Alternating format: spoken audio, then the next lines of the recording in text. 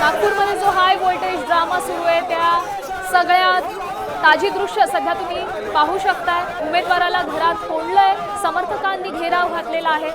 समर्थक आपल्या भूमिकेवर ठाम आहेत। स्वतः उमेदवार किसन गावंडे समर्थकांना आवाहन करतायत, आपलं कुठेही नुकसान होणार नाही, समर्थकांच्या भावनांशी मी देखील सहमत आहे असं उमेदवाराने स्वतः सांगितलेलं आहे। तरी देखील समर्थक आक्रमक असल्याची दृश्य आपण पाहू शकतो। ही दोन दृश्य तुम्ही सध्या पाहताय, एका ठिकाणी घरात कोंडल्याची दृश्य आहे तर दुसऱ्या ठिकाणी घराबाहेरची जी गर्दी आहे ती संपूर्ण गर्दी आपण पाहू शकतोय।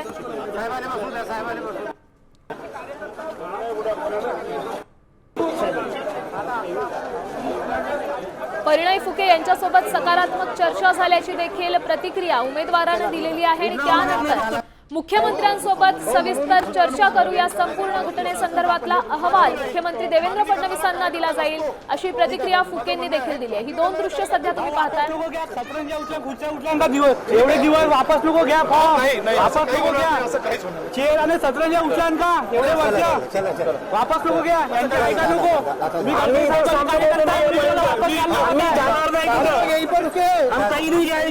आप आने तक के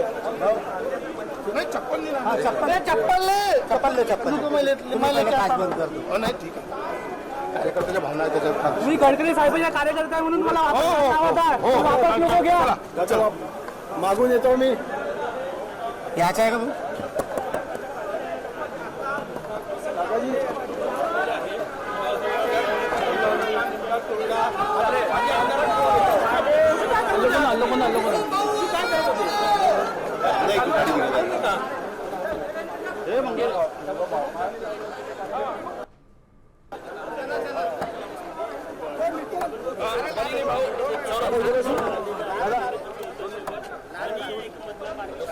आबासाहेब परिणय भाऊ आहे, खरं तर मध्यस्थी केली आहे त्यांनी या सगळ्या प्रकरणात कुठेतरी जे आहे यश मिळवलेलं आहे। परिणय भाऊ, कशा पद्धतीने तोडगा काढण्यात आला, काय समजत नाही? आता किसन भाऊ आणि सगळे उमेदवार आम्ही विभागीय कार्यालयात बसणार आहेत। तिथे उपेंद्र कोटेकरजी आहेत आणि प्रवीण डटकेजी, सर्व संजय भेंडेजी आहेत आणि निश्चितच या दोन्ही उमेदवारांची काहीतरी समजूत काढून एक तोडगा आम्ही काढणार आहे। माननीय मुख्यमंत्री साहेबांसोबत या विषयाचं सगळं त्यांना अवगत केलेलं आहे। त्या संदर्भात त्यांच्यासोबत चर्चा करणार, त्यांनी जो निर्णय दिला तोच अंतिम राहणार हे दोघांही उमेदवारांना आम्ही सांगितलेलं आहे। काय तोडगा निघू शकतो दोघेही उमेदवाराचा, काय मध्यस्थी काय असणार?